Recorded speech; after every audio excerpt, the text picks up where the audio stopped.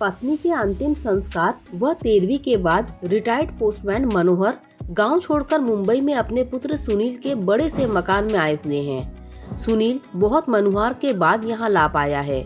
यद्यपि वह पहले भी कई बार प्रयास कर चुका था, किंतु अम्मा ही बाबूजी को यह कहकर रोक देती थी कि कहां वहां बेटे बहू की जिंदगी में दखल देने चलेंगे। यही ठीक है, सारी जिंदगी यहीं गुजरी है और वो जो थोड़ी सी बची है उसे भी यहीं पर काट लेंगे, ठीक है ना। बस बाबूजी की इच्छा मर जाती, पर इस बार कोई साक्षात अवरोध नहीं था और पत्नी की स्मृतियों में बेटे के स्नेह से अधिक ताकत नहीं थी। इसीलिए मनोहर बम्बई आ ही गए। सुनील एक बड़ी कंस्ट्रक्शन कंपनी में इंजीनियर है। उसने आलीशान घर व गाड़ी ले रखी है। घर में घुसते ही मनोहर ठिठक कर रुक गए। गुदगुदी मैट पर पैर नहीं रखे जा रहे थे उनके।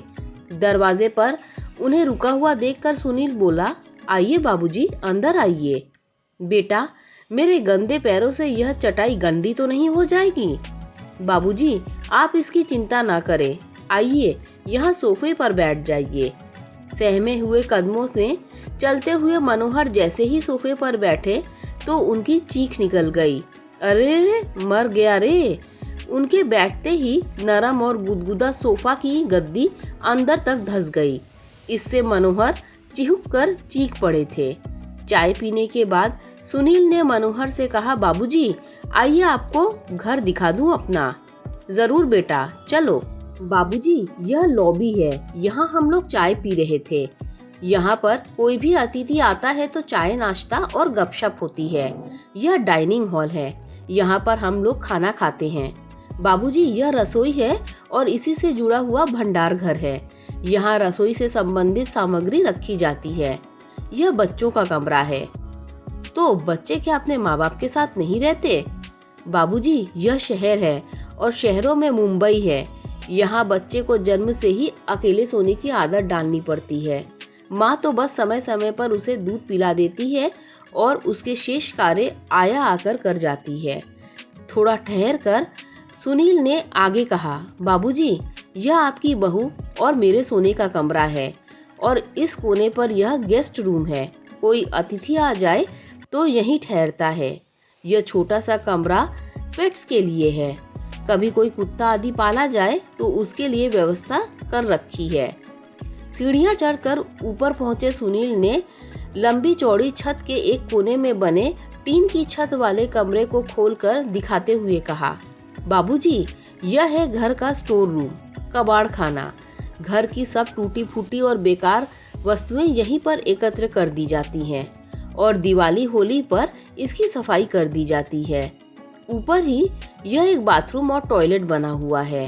मनोहर ने देखा कि इसी कबाड़ खाने के अंदर एक फोल्डिंग चारपाई पर बिस्तर लगा हुआ है और उसी का झोला वहां पर रखा हुआ है।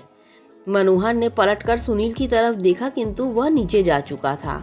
मनोहर चारपाई में बैठकर सोचने लगे कि कैसा यह मकान है जहां भविष्य में पाले जाने वाले पशु के लिए कमरे का विधान लिया जाता है, किंतु बूढ़े माँ बाप के लिए नहीं। इनके लिए तो कबाड़ का कमरा ही उचित आवास बना है। नहीं, अभी मैं कबाड़ नहीं हुआ हूँ। सुनील की माँ की सोच बिल्कुल सही थी। मुझे यहाँ नहीं आना चाहिए था। अगली सुबह जब सुनील मनोहर के लिए चाय लेकर ऊपर गया तो कक्ष को खाली पाया। बाबूजी का झोला भी वहाँ नहीं था। उसने टॉयलेट व बाथरूम में भी देख लिए, किंतु बाबूजी वहाँ नहीं थे।